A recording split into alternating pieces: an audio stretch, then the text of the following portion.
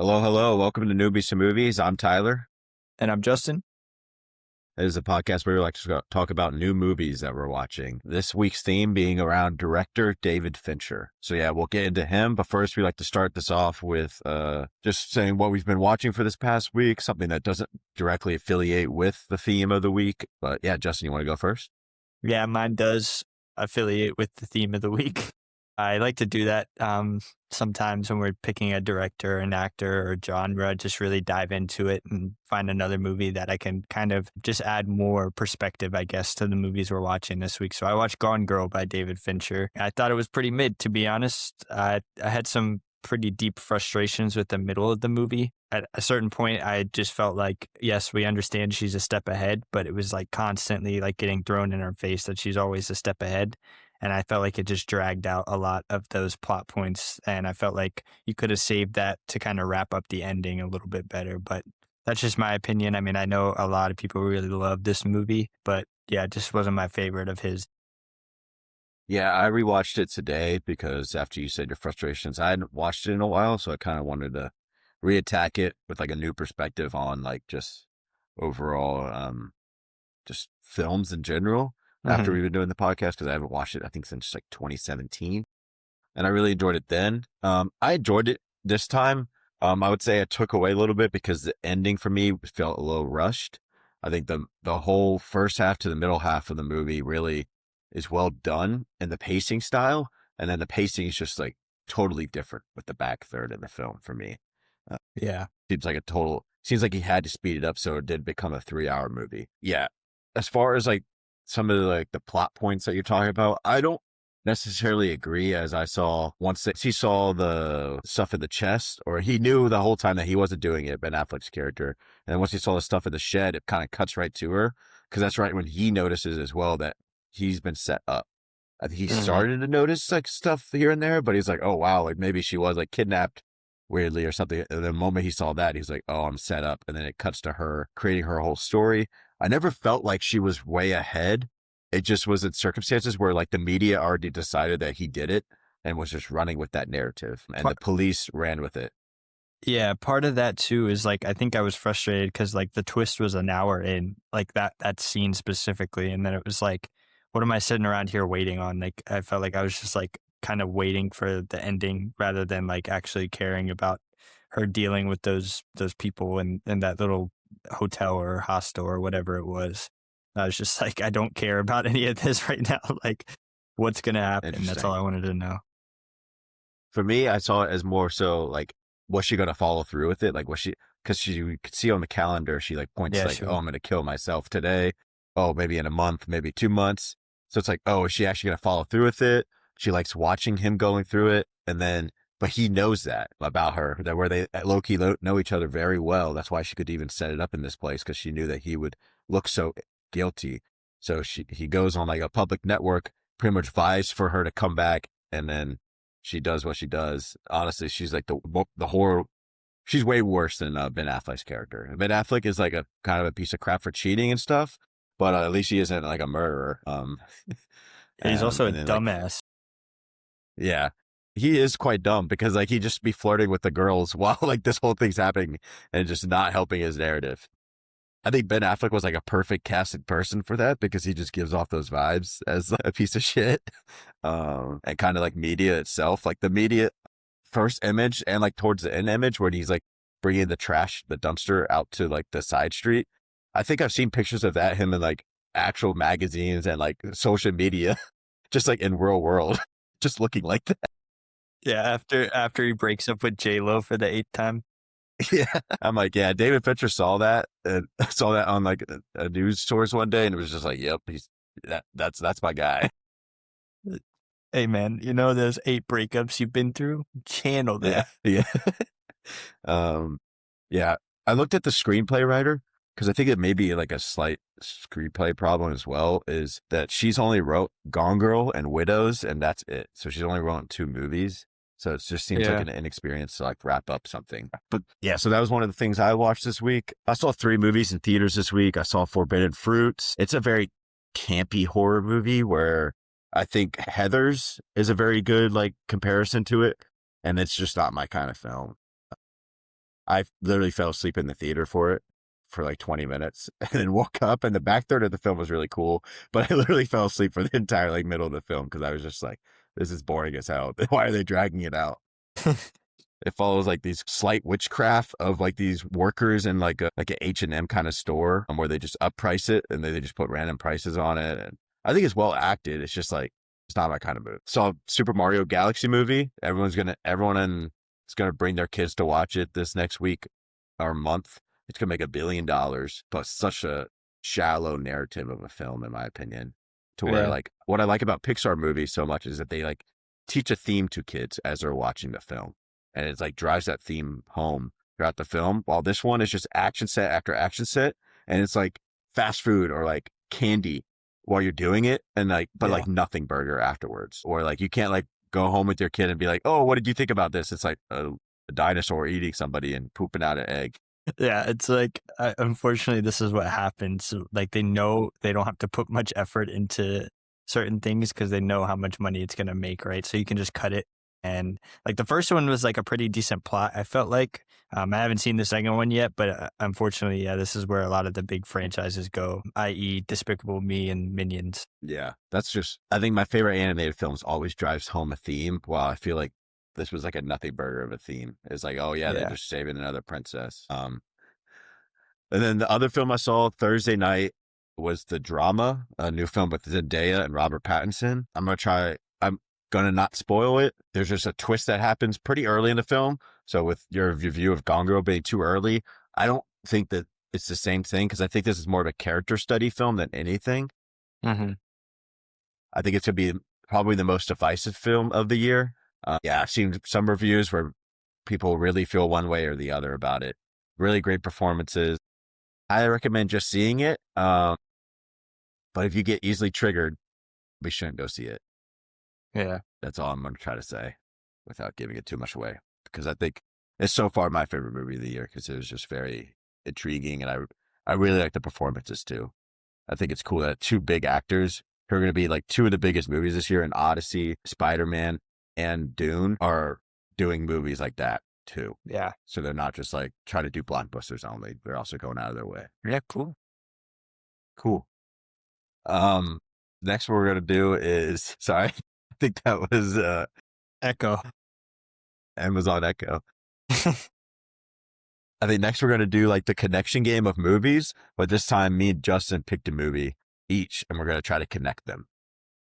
So before we started, I got on Letterboxd and scrolled, and it just happened to be a top 5 movie of mine that I landed my finger on. Do you want me to tell you now? Yeah. Okay, Fantastic Mr. Fox is my movie. Okay. What's your movie? I don't think there's any connection to this because mine is Men in Black, the first one. Jesus.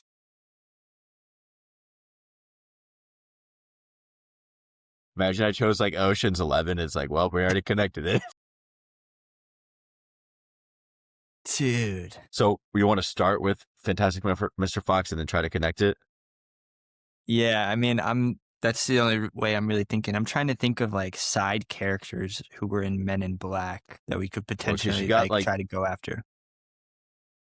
Because you got Will Smith, Tommy Lee Jones. I know where to go with this. So tell me if you have something better, but I'm going to lay the whole thing out. You have George Clooney in Fantastic Mr. Fox. You go to the Flash movie where he cameos as the Batman. You then go to, I can't think of it, the other Batman. Michael Keaton. And his Two-Face was Tommy Lee Jones in that movie. I don't know exactly what Batman movie that is. I know what you're talking about. Are you sure he was the Two-Face of that, or was he George Clooney's Two-Face? Shit, you might be right. No, he was Val Kilmer's Two-Face. Shit. Yeah. I had a feeling he wasn't Michael Keaton's, because I remember the movie that Tommy Lee Jones in was really bad. Like, really bad. I'm trying to think. We can still probably connect it, but we probably have to do one more movie, right? Yeah. Did they keep the Robin the same? Different Robin? Remember, they had different Batmans in the 90s. It was like Michael Keaton, Val Kilmer, and George Clooney. Damn. I thought I cooked there. Will Smith was Fantastic Mr. Fox. Meryl Streep is in it. Jason, Bill Murray was like the big ones. Yeah. I feel like Bill Owen Murray's Wilson too. For a minute, I just remember that. Bill Murray. What could we connect Bill Murray to? thing. Murray's in a movie with Adam Driver. Is Adam Driver in a movie with any of them? I remember Bill Murray was in Zombieland. I don't know why that's stuck in my head. Yeah. And then I just don't know if he's done anything with Will Smith. I got it. Okay. So So we got Fantastic Mr. Fox, and then we can go Bill Murray to Zombieland, Woody Harrelson, 7 pounds, Will Smith at 7 pounds. sweet. Man That's pretty Black. good. Yeah. I mean, Okay. So took us a minute, but we got there. okay. So yeah, we got Fantastic Mr. Fox to Bill Murray to Zombieland to Woody Harrelson. Hey, Mitch. Hey, Mitch. I also watched the entire Hunger Games series this entire week. So yeah, that's stuck in my mind. I also started reading the most recent book again, even though I read it last year, just because I'm so hyped for that movie. I forgot how good the Hunger Games movies were. Used to be obsessed with those movies. Woody Harrelson, 7 pounds. He's blind in that movie, by the way, if you've never seen Is it. he? Yeah. Quite interesting. Huh. 7 to check that pounds, out. Will Smith, and then the man, the myth, the legend, Will Smith. If you had told me from when we mentioned these two names that somehow it would involve Woody Harrelson, I would have told you were lying. There's such a drastic change in movies. I feel like he's a good mix in between the two of them, you know? He He's like in is. I like, mean, he has range. mhm. Oh, another show that you need to watch, True Detective, man. I know. Him and I Matthew know. McConaughey, the Texas boys cooking together. I've I think heard. we're doing Matthew McConaughey in a couple of weeks. I feel like you just got to watch the whole season. It's season 1, right? Yeah. Yeah. All the other seasons We'll are see. all right. Awesome. So yeah, this week we did David Fincher, the Denver-born director. He's 63 right now. He started making movies in the 90s, but he first started off doing music videos. He's done a crap ton of music videos. I think over 50 of them. He's won 2 Grammys for doing music videos with the Rolling Stones and Justin Timberlake and Jay-Z. He also did a bunch of Madonna videos and then transitioned into film. His first film, Alien 3, was say a box office disappointment would be quite an understatement. Apparently, it was he doesn't even acknowledge it. He said he was too young. He said he wasn't ready. But then right after that, he came back with a punch and came out with 7 right after that, which we are doing this week. And then from 7, he did The Game with Michael Douglas, and then did Fight Club with Brad Pitt again, but as well as Edward Norton. Panic Room right after that with Jodie Foster, Zodiac, just a crazy cast on that. RDJ, Mark Ruffalo, and Jake Gyllenhaal. And then Curious Kids, Benjamin Button, another one with Brad Pitt. The Social Network, one of the best films of all time, in my opinion. The Girl with the Dragon Tattoo. The other movie we're doing this week, Gone Girl, Mank, The Killer. And then more recent movie that has a to be determined release date, because they said it originally was set to release in November, The Adventures of Cliff Booth. His collaboration with Quentin Tarantino, and another collaboration with Brad Pitt. What's your first thought of David Fincher as a director, Justin? Yeah. I mean, you think about, I really only got into him past couple of months, honestly, when I watched Fight Club, but I have seen Social Network and I have seen Zodiac before getting into him. So I didn't really think directly very dark director, but after watching the movies this week combined with Gone Girl and Fight Club, definitely a dark director. He's not scared to push very uncomfortable buttons with a lot of people. And I think that's ballsy. I think he kind of throws the status quo out the window, and he's like, if the plot, needs it, he's going to put it in the movie, no matter how dark. Yeah. It's interesting, like the 2 films that you saw before. Social Network is probably his lightest film, I would say, about darkness and like theme wise, just because it's based off, one is a direct adaptation of like a book, as well as a lot of his stuff in the 2010s were, but it's also like about somebody that we know of. Like a true story. The rest of these are like kind of made up stories. The Zodiac as well is a true story. But yeah, it's quite interesting. I agree with you where he's like a very dark tone person, and he's not afraid of a director to like show you something you don't want to see right in front of your face. Seven is like such a good example. I haven't seen Alien 3, but Seven, like there's just so many like brutal like murders that they just show you Yeah. right to your face, which hopefully we can get into how they were able to film that or like the set design of it all, because it's quite intriguing. Yeah, I really like him as a director because of that, but he's also like known for thrillers. Like somehow he made The Social Network itself feel like a thriller film, even though you know what's going to happen the entire film. I think that's the beauty of that kind of film for me. And then The Girl with the Dragon Tattoo and The Seven this week are very similar films because they're both going after serial killers, but two drastically different ways of going after them.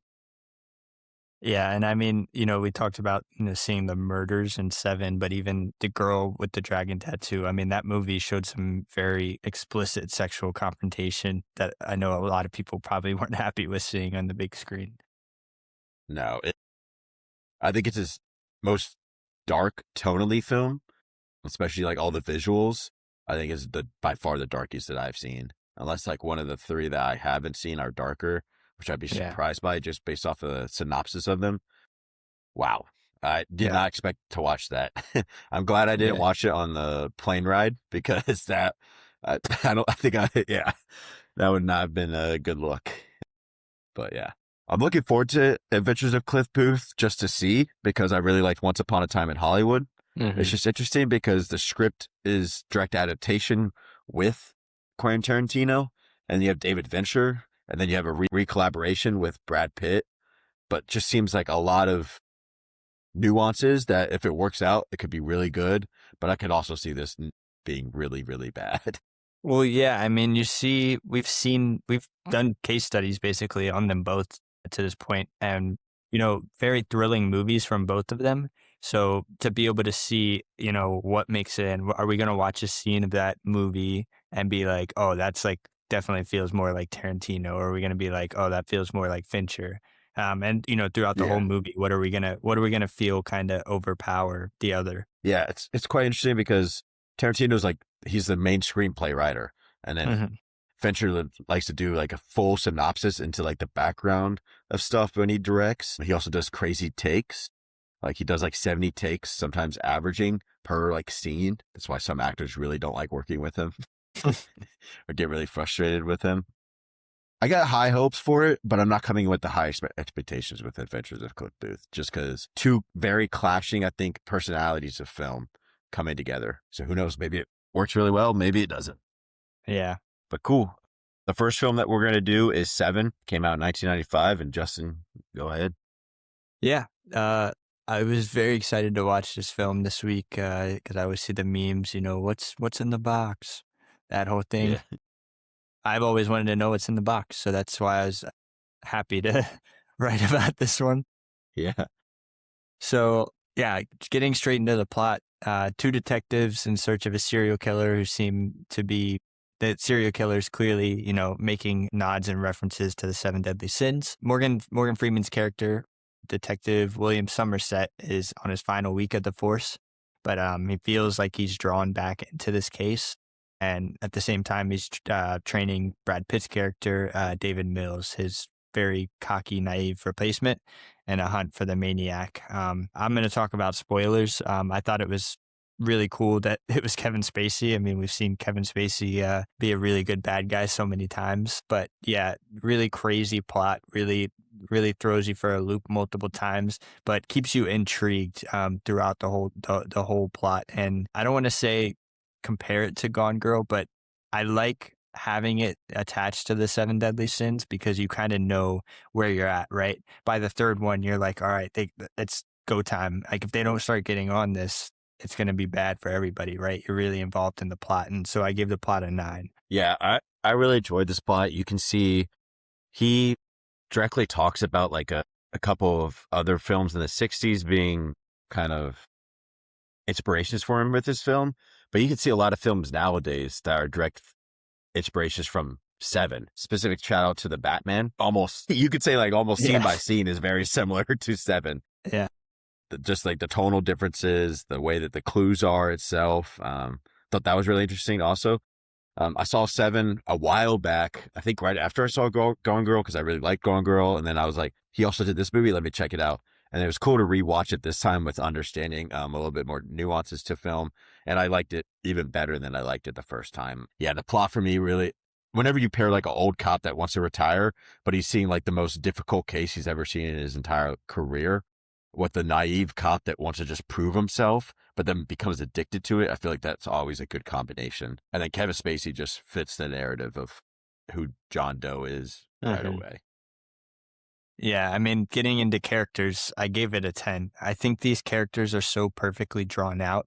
Um, Obviously, you can do that when you're really only focusing on three, four, if you count his wife, main characters. But yeah, so well done. I mean, having the kind of nihilistic old head cop training the hotshot young naive cop, while John Doe, Kevin Spacey's character, is literally just toying with them, and they know that. It's so interesting, and the back and forth between the three. I mean, the scene in the cop car felt like 2 hours, but just seeing all of that unfold with those three in the car together. I mean, yeah, I couldn't imagine being on set that day, just being like, wow, this is magnificent to watch. Yeah, it interests me because when reading up on this, I couldn't see about like shooting. Like, was David Fincher starting off right away with doing a crazy amount of takes? But this film seems like he was really learning his move, but also like letting scenes breathe out. As a director, it's really with the characters. Morgan Freeman's character, I think, is the most interesting to me because right at the beginning of the film, I mean, it's a very unusual crime right at the beginning, like the gluttony one.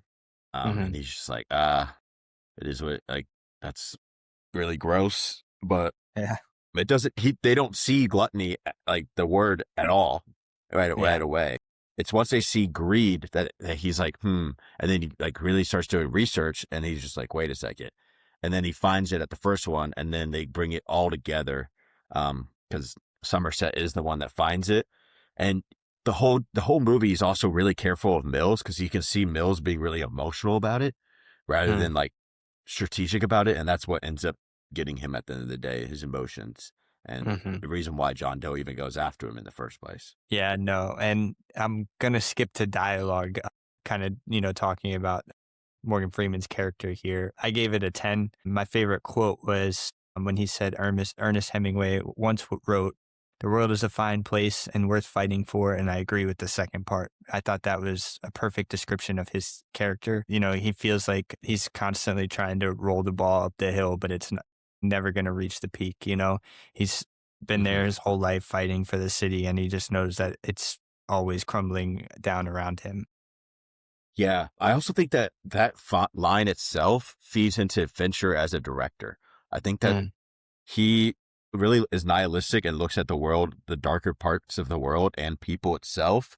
But then he also shows character that have upside that are worth fighting for, and that there is some upside in this world, but there is very dark points as well. So yeah, I think that's an interesting thing to point out.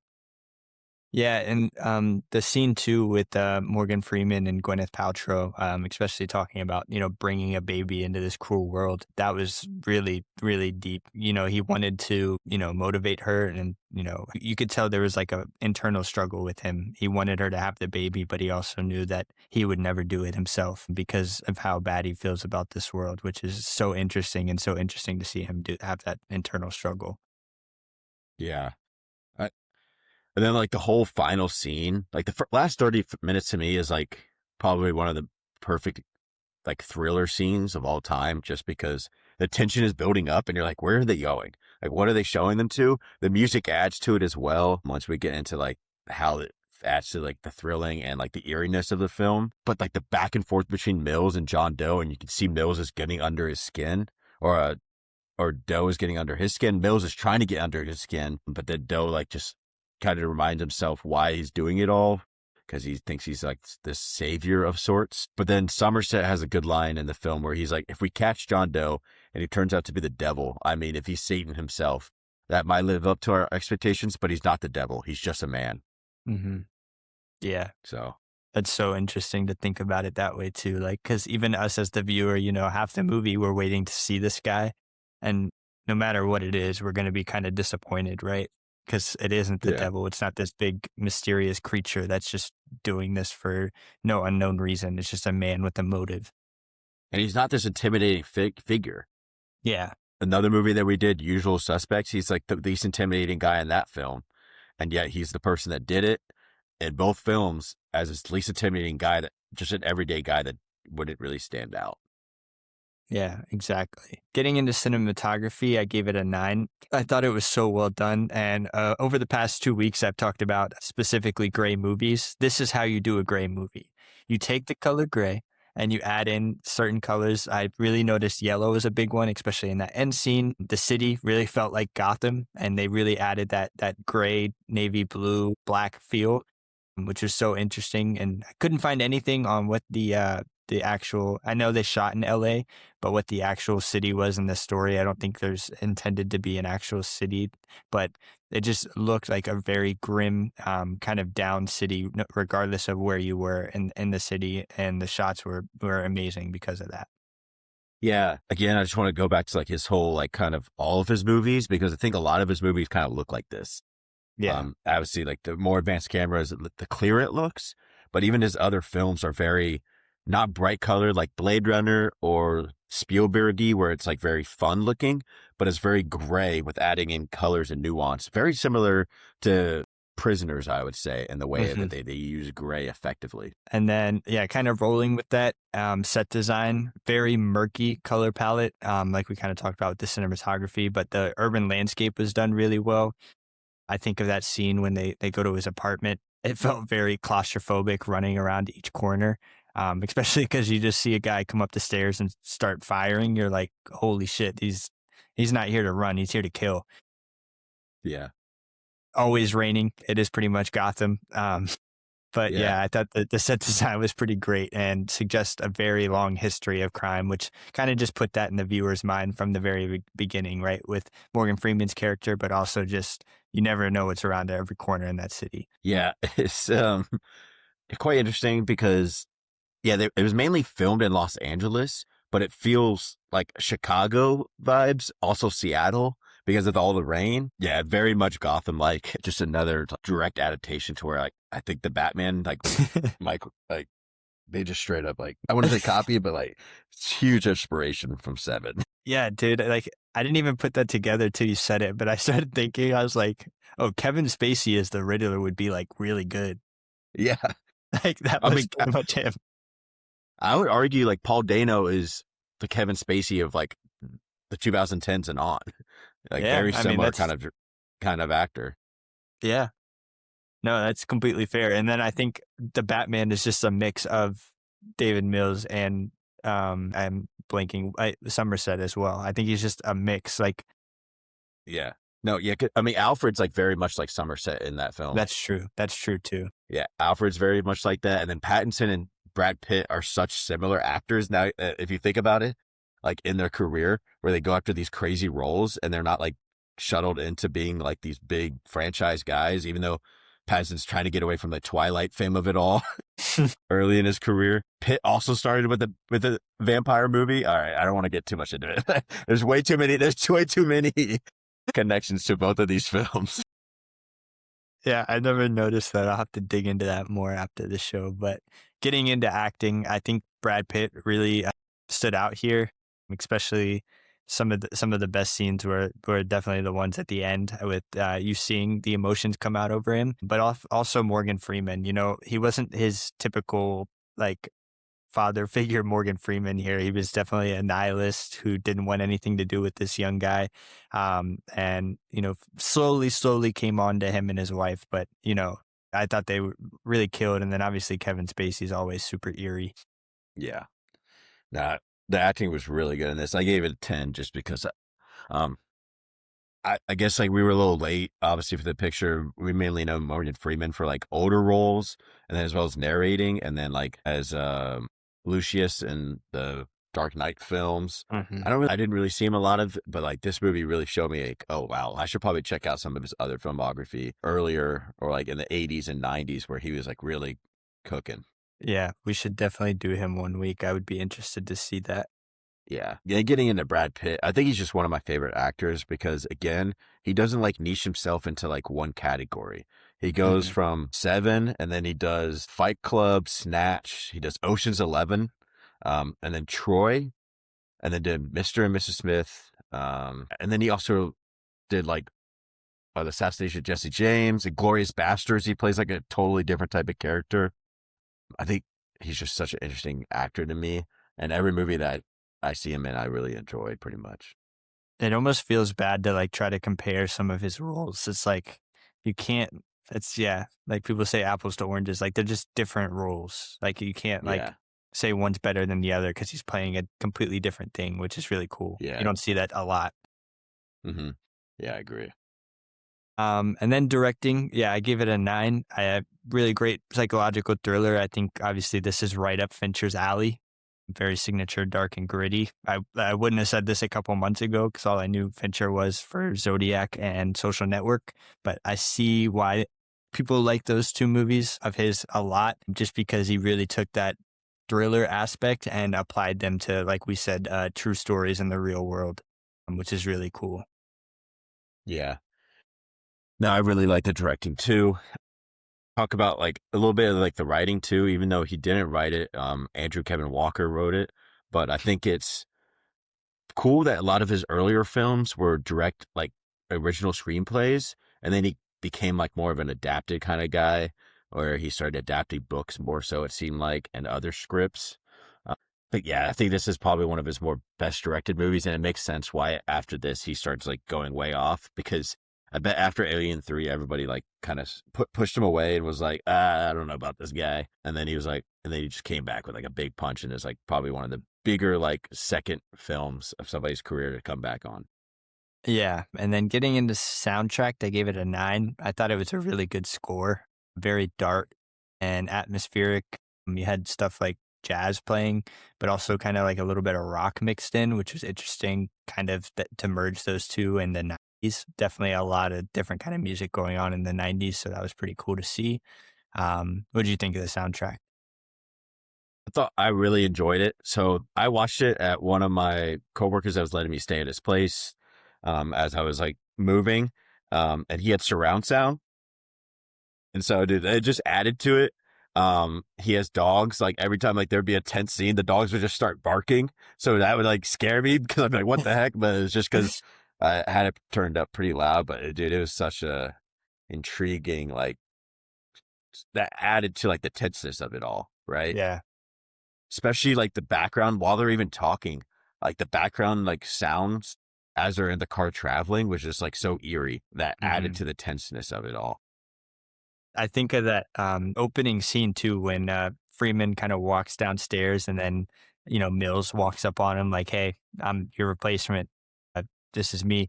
All the sounds going on in the street around, I was like, "Oh, this movie's going to be cool. Like, it's not just going to be Yeah, like a typical detective yeah, movie." yeah.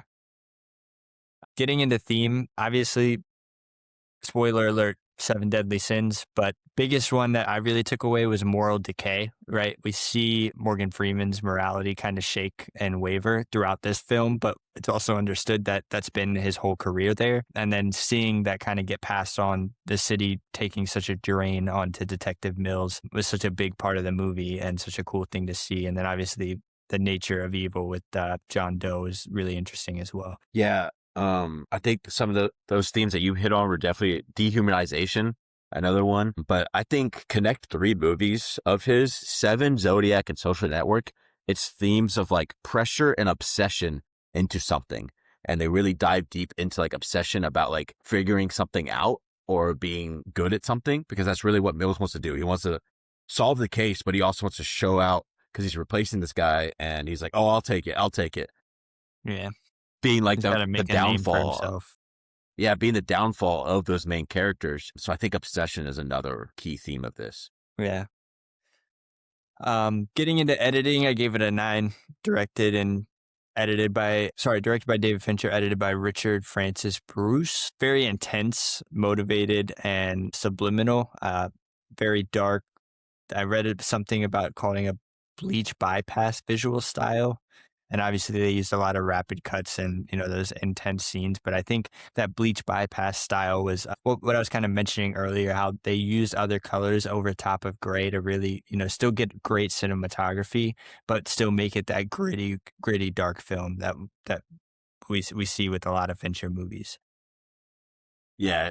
It's very well edited as well. He also, the editor, edited Shawshank Redemption the year before this as well, and then The Green Mile as well. So I These think make it's quite sense. interesting to see other type of movies.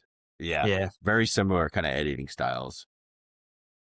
And then, yeah, overall score, I gave it a 9.2 out of 10 or a 92. I really enjoyed this movie. Lived up to every expectation I had. Was sad to see what was in the box, but yeah. Yeah, that's crazy that I literally have the same rating, 9.2 out of 10 or 92 out of 100. Yeah, I really enjoyed this film.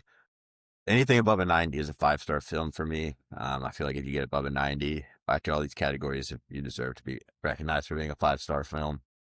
You can see it influences a lot of movies after it. Uh, yeah, we didn't really even talk about Gwyneth Paltrow because she's not really in the film all that much, but she's such a big name actress now where like Yeah. you could spot her out. And it's just like the saddest part of the movie by far, where he like fits right into his plan. Yeah. And What I a mean, it was tasteful pretty scene, though. tragic that, she really didn't want to be there, but she was there like supporting him, but also wanted to get on with their life, have kids and everything like that. And then, yeah. Yeah, especially like after like the whole scene with Morgan Freeman. Without that scene, you don't really know anything about her or would Yeah, really even care. But that like adds so much context to it all. exactly. Okay. And then the second movie they did this week was Girl with the Dragon Tattoo. This is a 2011 film, direct adaptation of the novel by Stieg Larsson, starring Daniel Craig as a journalist and Rooney Mara as the girl with the dragon tattoo. But really, it starts with these films on two opposite sides. Obvious gets in trouble, you could say. Pretty much needs to step away from a little bit from being a journalist. And he gets hired by this really rich family trying to solve a 40-year mystery about what he thinks is a murder of his niece. And then from there, he like goes down this rabbit hole of trying to figure it out. While Rooney Mara is like this cyber expert, really good on the computer, pretty much. But she's stuck into this contract set with money. She gets out of it in a certain way that we could discuss, which is like one of the most disturbing scenes that you could see what happens to her, but then also what she does back to him. As just, I mean, he deserved it all, but Yeah. and then it kind of leads off into them finally meeting each other, but they already know each other because he finds her because she's the one that screwed him over in the first place, hacking into his computer and showing stuff. But then it leads to like pretty much them trying to find a serial killer. They find out who it is, but it's not exactly what they expect. With that being said, I gave the plot 8 because for the first 30 minutes or 45, I was just kind of confused. So where are we? What's going on? I feel like this movie didn't give a lot of like exposition for you to like kind of like get used to the film. It was just like right from the jump, like right getting into it where you're like, wait a second, what? Yeah. It felt like it needed to slow down a little bit in the beginning. We think just talking about Seven, you had two cops, you were getting into it, you had a serial killer. 3 things. This movie starts out with the girl doing the spying on Daniel Craig's character, who was upset with another lawyer. Then you had the lady that he was cheating on. Oh no, he was, screwing, but she was cheating on her husband with him. It became a mess really fast, and it made the rest of the movie a little bit harder to track just because you came in so hot with that many things going on. I think the beginning of the movie was more complex than like the rest of it. Yeah. Once they got to like the cabin, or he got to the cabin, and then like she got her way out of what she was in. For me, like I could track that film really well, and I thought that was good. the second and third parts of the film I actually really enjoyed. I think for me the plot was really just at the beginning, just felt so rushed, which makes sense because like this is already 2.5-hour movie, so it's like if you try to slow it down, and I'm sure like the book probably goes a little bit more in depth about the beginning where you can track it a little bit slower. But for a movie wise, it was just so much like so right away thrown in your face of like. I think I had a little bit of an issue with the ending too, because it started harping back on the stuff that happened in the beginning. And then the end was super rushed too. All of a sudden she's hacking into this guy's bank account, stealing his illegal money because she knows that he can't do anything about it. That happens in like 10 minutes. She's across all of Europe. And I'm Yeah. like, what the hell just happened? Yeah. Well, yeah, she does like these side quests where she's Yeah. just doing that for the last couple minutes. Feels a little bit rushed, but it also felt like the plan was to have a second movie. That's what it felt like it was leading up to. David Fincher is famous for not doing sequels. He doesn't do sequels of his kind of movies. He's an auteur, so he does his own movies. He doesn't do seconds of it. He doesn't do long standing things like some other directors. But I mean, this is like a 3 film. I think there's a bunch of books of this. So I guess like you can adapt it, but you can't stay too much off the script of when you adapt something as popular as a book. Because apparently this was like a bestseller for like years. This was like one of the biggest movies or one of the biggest books in the world. But So he doesn't do yeah, sequels, but he'll do other people's sequels. yeah, that's hey, Netflix money apparently talks. He needs to get out of Netflix. I feel like that's one of the bigger things that I want to bring out of this as well. I think he needs to get out of the handholds of Netflix. I feel like that with most directors though that are stuck with them. Characters, I gave it 8 out of 10 because the lead two, for me, I mean, Lisbeth Salander, the girl with the dragon tattoo. I think they barely say her name in the film. One greatly acted, but such an interesting character. Yeah. She's kind of just like a badass. She is like the name title of the film, but also she like doesn't let anybody control over her after like the whole thing goes down. It kind of sets off to be like this really like intimidating character. And then like this romanticness between her and Blomkvist when he's like clearly like 20 something years older than her is quite interesting. It makes sense because they're like solving something and she went through his computer and figured out that like she was doing it for a job, but also figured out that he's actually not a bad person by any means. Yeah. And she was like, oh, he's actually has good intentions and all this stuff. And she felt comfortable with them. I just really enjoyed the front two characters, but everyone else for me were just not there for me other than Stellan Skarsgård. Right when I saw his name on the film and walking into the film, I was like, yeah, he's going to be the villain.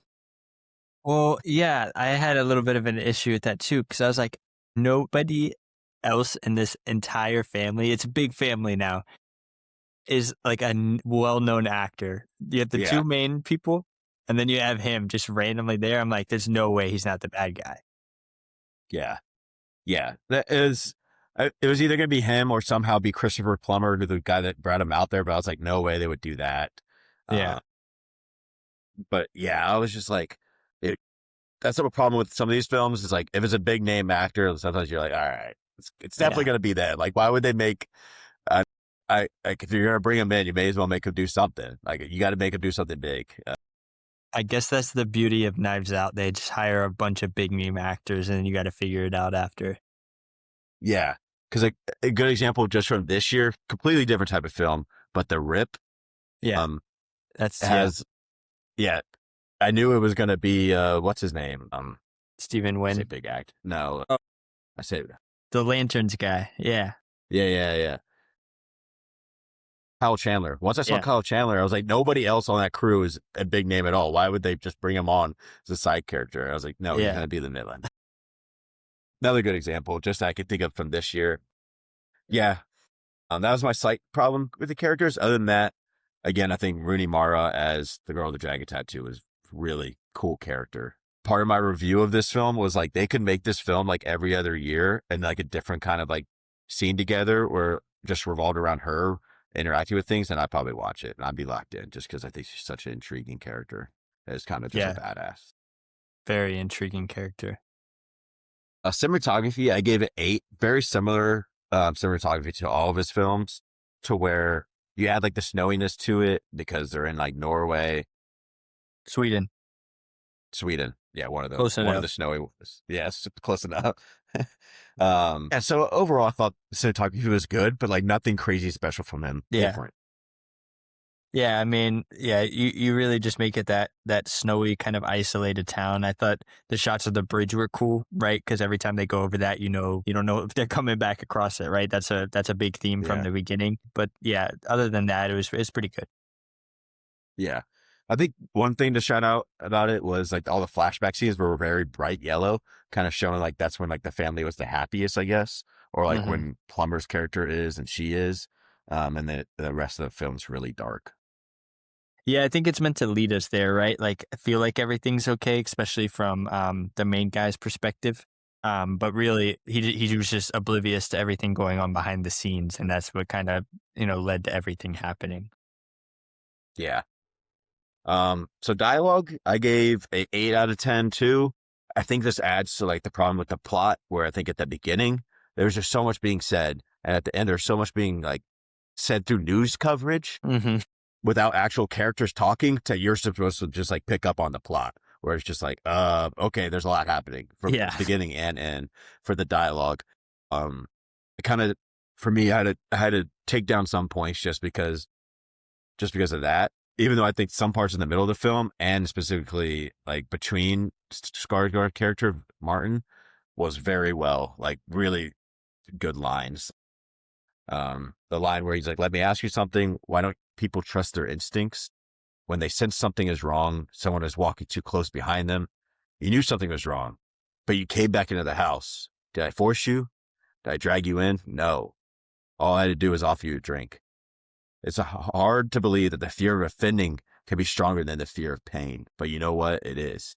And they always come willingly, as he starts like bragging. And it kind of leads into him bragging about being able to kill all the people that he killed, yeah, all the women. A chilling scene that like, you're like, I mean, he's not wrong. yeah. Like people sometimes don't trust their instincts. And that is how sadly a lot of murders do happen. People not trusting like their basic instincts or gut feeling. Yeah, no, I mean, he was really great, especially in that ending there.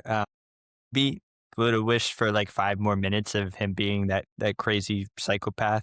And you could have taken out 5 minutes of the stuff that happened at the beginning and the end, because I'm not gonna lie, I'm still a little lost on what happened. I mean, I understand what happened, just like the order of events and why it happened. Yeah, it kind of sent me, but other than that, it was pretty good. Acting, I gave a 9 out of 10. Mainly just a shout out to Rooney Mara. I'm not really familiar with her all that much. I know she's at the beginning of Social Network and then barely in the film from then. And I really haven't seen anything else with her. And she was outstanding in this film. Like she is like the film, like Yeah, the standout. Daniel Craig's always really good at everything he is. I don't know how he finds these like such niche roles, but he's James Bond and then does this, and then now he's in Knives Out being like such like a outlandish character. He's probably one of the more slept on like big name actors, I would say. yeah. I was gonna say, like, I told Mad when we were watching it, I was like, damn, if I had a penny for every time he solved a murder mystery, I'd only have Yeah. four, but it's just like odd that it happened way before like Knives Out was like a big thing. And it depends on if you count the James Bond films as some Yeah. murder mysteries, because like sometimes they are. That one kind of is too. I guess he's just like has that face of somebody that's going to solve something.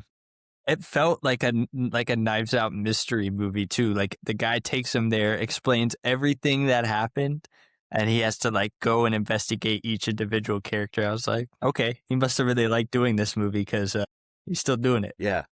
And then they come back and not because Christopher Plummer is also in Knives Out. Yeah, In very similar circumstances. I mean, obviously, Plummer's the one dead in the first Knives Out, but like still similar circumstances, trying to solve something with that family. So kind of interesting that they're like in films that closely tied about murder mysteries. yeah, But yeah, Rooney Mara for me was the standout of the film by far. I they came out with a sequel apparently in 2018 without her or Craig, and it was like a box office bomb and it was horrible. Apparently, it's like 30% on Rotten Tomatoes, and I'm like, why would you recast the main girl? Like apparently yeah. she wanted to do it, but they gave it to someone else, and it's like what? She got nominated for an Academy Award, and that you don't even give it back to her. Like that's insane to me. Yeah, it's Yeah. nuts. Sound effects, I gave a 7 out of 10.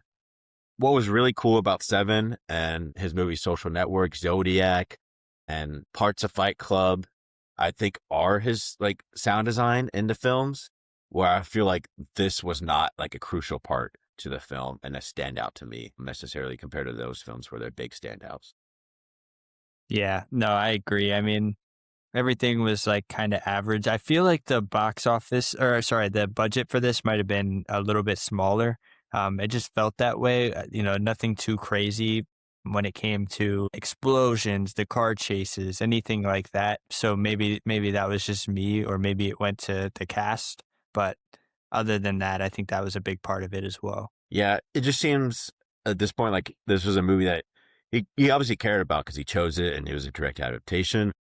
Compared to some of his other films where you feel the love a little bit more tense with it, Yeah. compared to this one where I don't feel it as much. I will say that the music is by the same guys that do the Social Network as well, so that was quite interesting. They actually do a lot of films with him, I think. Let me look this up real quick to see what other films they've done. Yeah, so they did Social Network, Gone Girl. They also did with him. Uh, in '90s, they did as well. So they did that movie. They did Mank. They did Soul as well. Uh, Challengers, which has a really good score, and they're doing The Adventures of Clint Booth. Maybe this film, just coming off the Social Network, not the same kind of energy. Maybe Yeah. on set design, I gave it 8 just because. I mean, it is a very icy town. I think they filmed most of this in Sweden itself. And or actually no, they filmed most of it in Germany, and then at the Stockholm like market, they actually like filmed a bunch of scenes there, which is quite interesting. Cool. Cool. Yeah, I thought it looked pretty good. I mean, looked like Northern Europe. So Yep, awesome. Directing, I gave it 9 out of 10 to where I don't think many directors could like directly adaptate this well with how dark this film is. hmm This kind of like adaptation of a book seemed kind of made for him, and it makes sense why the second one wasn't very well because man, he fits right into those dark themes. I mean, showing on a screen, like it's rated R, but like Loki, like maybe this should have been NC-17 because they straight up like show this very graphic movie. So like if you guys want to watch it, just know coming into it, like there's a straight up like rape scene, and then there's another rape scene with her raping him back, very graphic. Shows at the end with like tattoos and all that. yeah, The video, like all the pictures that they show of all the murder victims as well, is super graphic. yeah, Again, I think that his most graphic film by far. yeah. I was not expecting it, and I mean the first initial scene of rape, I was like, wow. I mean, it takes you back. Yeah. Yeah. It's a hard watch. And again, talks to him about as a director where a lot of his films, he's just not afraid to show you what you don't want to see if he thinks it adds something to it. Because it does add something to her character. It explains why she is the way she is, how protective she is about herself, and really second guessing of any men in her life. Yeah, and then that's why I found it really interesting, like not how easy she was, but she was the one that came on to Daniel Craig's character, and it's because Yeah. she knew everything about him already, right? So she didn't need to like solve something or be like not trust him. It's because she knew everything she could possibly know. There's nothing that he could hide. hmm um, Editing, I gave a 7 out of 10. I think this adds up to like the same thing with the sound effects where like nothing crazy special, especially for a guy where I think a lot of his editing is very special in his movies. It could be like the editor itself, a new guy to work with, but it didn't seem like the same amount of care as a lot of his other films editing wise.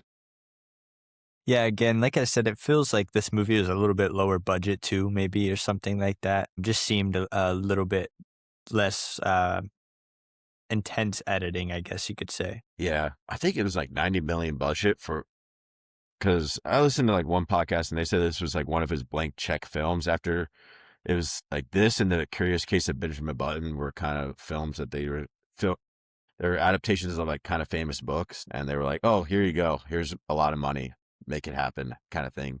Yeah. With David Fincher, but yeah, themes I gave a 7 out of 10.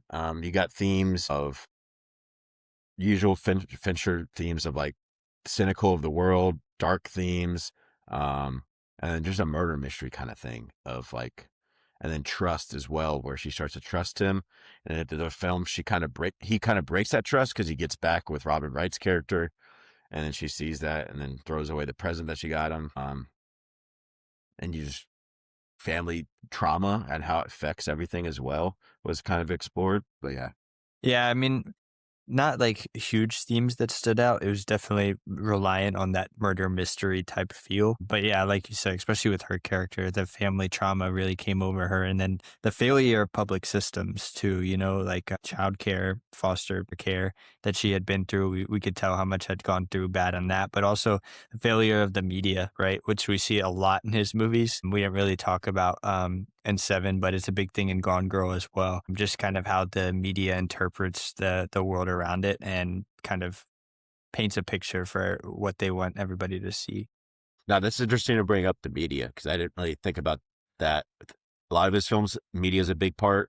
Uh, I mean, think about Zodiac. Like, media Yeah. is like the whole film. It's like coming from like the newspaper trying to figure it out, and how media kind of fails him. Maybe if they don't release those letters, who knows if the Zodiac killer what happens at that point? But they release it Mhm. to the public. Social Network. Literally, the entire film is based on like the uproot of social media. So I think media is another really interesting thing to look at in his filmmaking. Yeah. Yeah. Yeah, the trailer with Adventures of Cliff Booth started off with like a commercial, Yeah. also a source of media. So And interesting then thing to. obviously Gone Girl, we see how the media can just kind of paint a picture for everything. Fight Club is not directly tied to the media, but it's about overthrowing the system and the media, and kind of doing that. But yeah, Yeah, definitely he's a rebel against the system, I would say. yeah, awesome. So overall, I gave it 7.9 out of 10 or 79 out of 100. Seems like a lower score, but like it's just still a 4-star film for me, a little lower 4-star film because I definitely enjoyed a lot of parts to this. I just think there's some like niche things to pick out and stuff that I didn't like. I'm only laughing because I gave it an 8.0. We were literally point 0.1 off. We've been doing this too much lately, dude. We're like merging minds. Yeah, I thought it was a really fun film. Definitely dark. I mean, when I say fun, I mean it was fun to like kind of follow the murder mystery. Fun to watch a lot of the scenes, but like you said, he's not scared to do it. He's not scared to put something in that you don't want to see to make you feel that emotion of kind of resentment of even watching it. But it Mhm. was really good. Yeah. Well, awesome. Um, so yeah, that was like kind of wraps up like the David Fincher talk of these two films. And we're going to try to quickly get through like a ranking of 8 of his films. I've seen 8, Justin's seen 6, but yeah, we're going to get through them. So first, it's going to be Team A is 1, 3, 5, 7, and 8. And then Team B has picks 2, 4, and 6. So less picks, but kind of more influential towards the top of it. I'll do the random generator, and each team gets 1 veto. Okay, I get to go. I get to pick which team. I'm gonna choose Team A.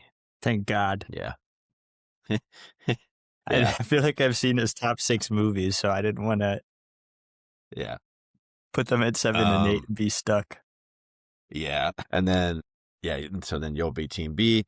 Okay, so at number 8, I'm gonna go with The Curious Case of Benjamin Button. Before we start, we are not gonna rate or rank because we haven't seen them. The Game, which other one? Give me 1 second. The Game, Alien 3, Mank, and The Killer. We haven't seen those 4, so we're not gonna rank them. But cool. The first one I'm gonna rate is The Curious Case of Benjamin Button. Another movie with Brad Pitt, where this feels like the most Hollywood type of movie, if that makes any sense. Like a very publicized, very popular movie, and looks more like a Spielberg movie. I feel like Spielberg, if he did this, would do a lot better with the type of themes of this movie because there's not really many dark themes. He's just reverse aging. It's a baby that's born old Hmm. that turns younger as he goes. So when he's 80, he's actually like a baby. That's like the whole plot, and it Yeah, just follows him. interesting. It's interesting, but I just don't think it's his type of film, if that makes sense. Yeah. Cool. And then number 7, I rewatched it this week as well, Panic Room. I think it's a fun watch, but there's just so many different wrong parts with this movie, in my opinion. Pretty good cast as like Jodie Foster and then young Kristen Stewart and Forrest Whitaker and then the man, the myth, the legend, Jared Leto is also in it. It's just about like a home invasion. I think we're going to do this in a couple weeks. I like it. I just think his other 6 films are that much better. Okay. Yeah. I still gave it 4 stars. Cool. But cool. All right. Number 6, I'm taking Gone Girl here. Yeah, that's what I thought you would do. Let's see if what I want to do. Yeah, fuck it. People Nah. gonna be Yeah, mad. Gone Girl's fine here. Yeah, Okay. Gone Girl's fine here. Yeah, I just wasn't a big fan of it, especially compared to the movies we watched this week. Really, I just like the girl with the dragon tattoo a lot more. Gone Girl, I just felt like it kind of dragged in the middle, like I said. Um, yeah, I just wasn't a fan of the overarching story, honestly, that much either. It didn't have me that intrigued throughout the middle of the movie. And for number 5, I'm gonna go with probably not popular pick, Fight Club. Interesting. I'm gonna veto that one. Okay, that's what I thought.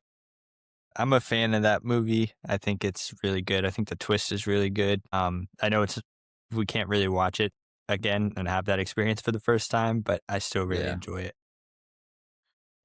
Okay, then from here, I'm gonna go with the girl with the dragon tattoo. Yeah, I think that's right. Cool. Where are you going with number 4? Number 4, that's where I have Fight Club. Okay. I couldn't let you take that Oh, over dang. that one. It was just quite interesting that you wanted to veto it just for one spot. Yeah, I mean, yeah, I think you'll see why here in a minute. Okay. Yeah, I like Fight Club. I only watched it a couple weeks ago. Unfortunately, the twist was spoiled for me before, so I knew like what to keep an eye out for. Um, yeah, spoiler alert. He's both guys. Yeah. It's in his head. And so, yeah, but I still thought the main premise of the movie was really interesting. The idea of kind of having a fight club and then turning that into this kind of socioeconomic revolution was very interesting to me. Okay. Interesting. Yeah, kind of. For me, number 3, I'm gonna go with Zodiac. I really like Zodiac. It feels like such a long film though. There's also like a big like time jump in the film, which makes sense because like the case is still unsolved to this day. I think really good performances, but for me, it's just feels like such a long film compared to the other two that don't feel like long films but are just the same length. Yeah. So I know what you're going to have number 1. I would say Social Network would be my 2 behind 7, but that's just me. I know you're really high on Social Network, so I'm going to take 7 at number 2. Not going to force your hand on the veto just in the interest of time. Yeah. Yes, I really like 7.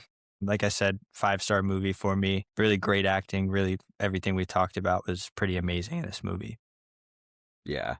Yeah, we already talked about 7 a lot. Really enjoyed it. And then number 1, Social Network. Yeah, for me, it's just like, I mean, you know how much I like it. It's like probably one of my 4 favorite films of all time.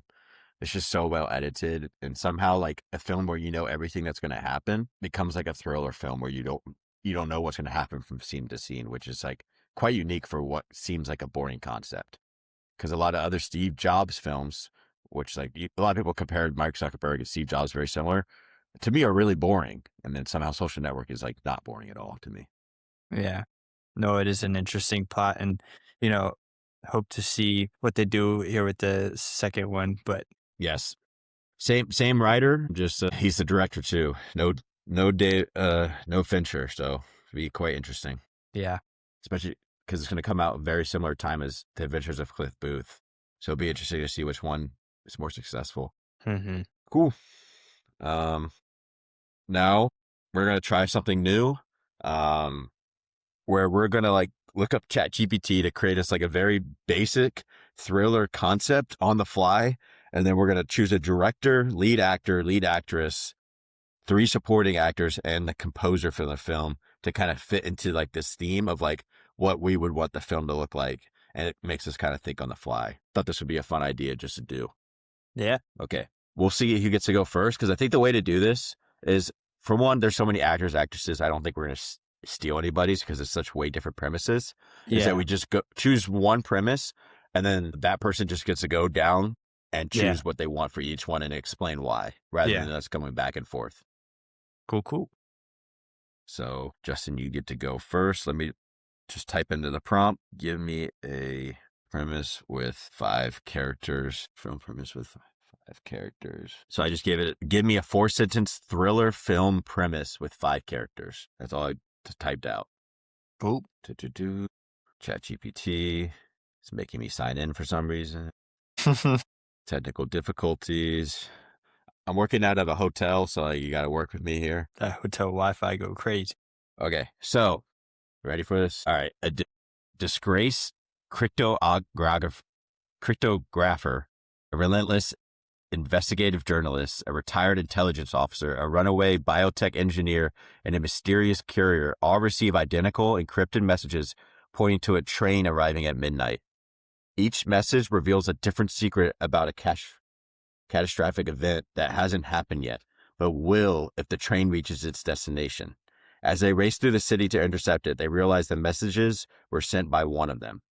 The problem, none of them remembers sending it. Okay. So let me. So you got a disgraced cryptographer, whatever that means. I think it's a cryptographer.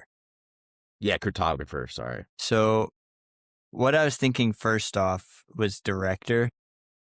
Mm-hmm. Think when you said train, I automatically pictured like this like Western kind of thing. And so I'm going to go Coen Brothers. Okay. I like that. Which is different, but I think if you really dive into the Western feel of it, it could be interesting. Now, does it say like which role is the lead role, or like I just kind of picked that based off what because maybe you could do like all like 5 together. So you don't have to do like a lead and then just do 5 in general. Okay. Yeah, I'll just do that. Okay. I kind of jotted down some names of just my favorite actors to kind of roll with the punches here. So I'll see who I can fit into the role. I'm going to go, list me the 5 and I'm going to pick who I think could play that role. So go with the first one. A disgraced cryptographer. Give me Jake Gyllenhaal. Jake Gyllenhaal? Yeah. All right. Be quite interesting just because he's had a kind of a bad run in the last 3 years, I would say, with some movies. Yeah. And it also by working with the Coen brothers, who also haven't worked with each other in like 5 years. So I think that would be quite interesting. I would hope they come back together eventually. Yep. Okay. And then relentless investigative journalist. No, I had to do it. Give me Margaret Qualley. God, I knew it. Your girl. My girl. No, I think she'd be good in that role. Like, she is kind of annoying in some of her roles, which is good. Like that's the kind of character she is good at playing. Okay, and then a retired intelligence officer. Retired. We're gonna get an old head. Give me. Yep. This might seem like a pull, but I had him on the list for a reason. Give me Jeffrey Wright. Jeffrey Wright. Wow, that is a pull. I had him on my list for a reason. I knew I needed like an old head to go with all these young guns.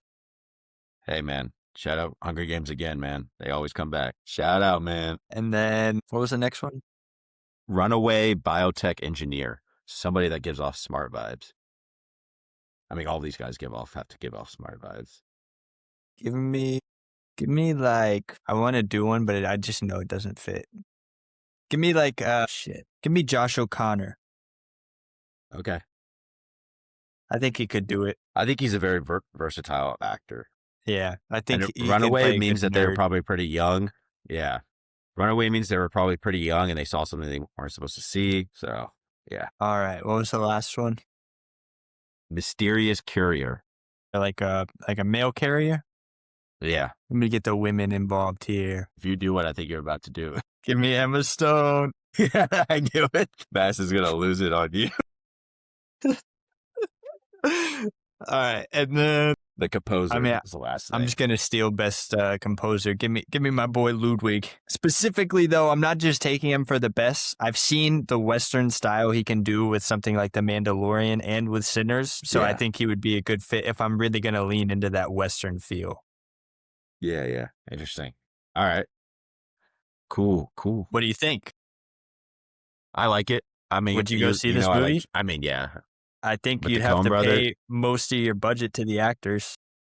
Yeah, for sure. I mean, yes, because it's Stone and Gyllenhaal are the bigger reasons, but O'Connor's kind of becoming a big name. Jeffrey Wright is a big name, but he also like does his own like side roles. Margaret Qualley is not that big yet. Keyword yet. I feel like she's coming up to be big.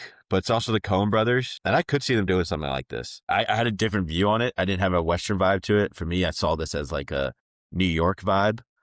Or you could even do something like a bullet train type thing in that movie. That was cool. Yeah, but interesting. Cool. 5 strangers, a skeptical paramedic, and I'll read these through again. A disgraced priest, a true crime podcaster, a night shift motel clerk, and a runaway teenager are drawn to the same abandoned roadside motel after receiving calls from loved ones who died years ago. Inside, the rooms rearrange themselves, and each hallway leads to a memory that they've spent their lives trying to bury. Very psychological thriller here. One by Yeah. one, the motel forces them to relive the moment each of them caused someone else's death. By morning, they realize the motel isn't haunting them. It's waiting to see which one of them deserves to leave alive. Very Shining vibes. Very, It's, this yeah, straight up gives off Saw vibes. yeah, Like just straight up. very dark. ChatGPT said, "All right, you want a Saw film? Here you go." This Yeah, but also even gives off then, M Night. like I'm like forced to relive these like really like freaky things that happen to them. I'm getting like Shining. I don't know. Maybe that's just me. Yeah. We got to do a live directors. We can't Yeah. do some tomfoolery and be like, "All right, Kubrick, come on back." Nah, man, go with what you feel here. So I'm gonna give you. Go ahead, pick a director. What vibe does this give you? Mm, Hey, 1 second. Director. This gives very much horror vibes, and I feel like it needs to be a horror movie. So give me a second. I was gonna say there's a low hanging fruit here too. Yeah, I know. Yeah, he hasn't come up with an idea lately, and like he's one of my favorite horror directors. So I'm gonna go with Jordan Peele. Okay, there you go. Who are you I was thinking? thinking, I was thinking you could just get away with doing Fincher. I mean, his shit is really dark, but if you really Yeah, want but to I don't dive think. into horror, Yeah, I want it to be a little scary, and I like Peele, and I think he could do something like this. okay. I think I think he could do a pretty crazy one. All right, and All then right. who's your skeptical paramedic? All right. So I have a list also of actors and actresses. Paramedic. I don't know why it just immediately goes to like an actress kind of figure. And I got like 2 names that are kind of in my head, but I'm going to go with probably like one of yeah, I'm going to go with the queen herself, Florence Pugh. Yep, that's good. I had her Yeah. on my list too, but nothing really fit for me. Yeah. Yeah. I think she would be good as like a paramedic kind of vibe, being skeptical about it as well. And then I have a disgraced priest, and Josh O'Connor's Taken. Yeah. Yeah. I'm thinking older kind of vibe for this one. Could take the other priest from that movie. No, I'm thinking somebody else, and I'm going with Ethan Hawke. Yeah, The that's guy good that's too. been in a lot of horror films. I really like Ethan Hawke as well. He's in First Reformed, which we haven't seen, but he's a priest in that. So run it right back. And then fun one here, you have a true crime podcaster, which you're a fan of Okay. yourself. Yeah. Okay. So it's Jordan Peele. So we did the two white people in the film. All right. The rest of them, like Jordan Peele and Ryan Coogler, they're the biggest. So true crime podcaster. I'm thinking woman as well. Give me a second. Because there is another low hanging fruit, but she just doesn't give off that kind of vibe. Because like I would say Zendaya, but she's not giving off that vibe. But you know who does, and who's also worked with him Jordan before? Peele. Kiki Palmer. Yeah, I was gonna say that. I thought that was your low hanging fruit, dude. She totally gives that vibe. Yeah. Kiki Palmer definitely would be good because she would like add like a comedic team to it as well. Yeah. All right. We have a night shift motel clerk. They haven't worked together yet. And I feel like it's a match made in heaven. And I feel like this would show different type of range for this actor that just won an Oscar, Michael B. Jordan. Okay. I was thinking like Doesn't seem like a usual role of his, but yeah. I was thinking Daniel Kaluuya at first, but I was like, he's already done a lot of movies, Jordan Peele. Another way too low hanging of a fruit. I was thinking somebody like Stephen Wen. That would be interesting. Yeah. Yeah. But yeah, Michael B. Jordan's a cool one too. And then the last one, we have a runaway teenager. So shoot young here. Shoot playing 15, 16. Yeah. And I can't do like a Stranger Things thing where like they're actually like 23. I because I mean, really had he Caleb. could. I had Caleb McLaughlin as like the first one, like because I really like him, but Yeah, he doesn't look like a teenager anymore. Sadly, not anymore. this is hard because I don't actually know many that young. I don't know how old she is, but I know you're a big fan of somebody, and I think you're gonna be mad if you forget about her. No, I think I know who you're thinking about. He Yeah, also too doesn't look old. that young. Yeah, I think. Yeah, this is hard because it's like you want him to be actually like kind of young. How old is he? Oh yeah, there we go. He's 21, but he could still give off like an 18 vibe, 19, because it says teenager. Yeah, yeah. Who is it? Miles Can. Yeah, He yeah, was in Sinners. Yeah, yeah. That'd be a good one. yeah, awesome. And then the Cool, cool. composer, I'm thinking horror vibes. So I'm going to go. So his name is Michael Giacchio. Yeah, Yeah. And I he know who that did The is. Batman. He did Up, The Dawn of the Apes. And I feel like he could really do a really well, like, horror movie. Like, it Think already it's is kind of vibes. I think it's Italian. I think it's Giacchiano. Gacciano. Okay. Make sure to try to spell that right. Awesome. So I went more for like a horror vibe while you were more Yeah. Western No, that vibe. was cool. Yeah. Yeah. That was cool too. Just Awesome. like a very basic prompt, and we kind of just immediately had ideas of what we thought it sounded like, even though it could have been interpreted like very different ways. Awesome. Well, that was fun. I would like to do that Yeah. again sometime. Yeah, we definitely should. Okay. Awesome. Well, thank you for listening this week. We went over David Fincher and I did some fun exercises as well. See you next week. So yeah.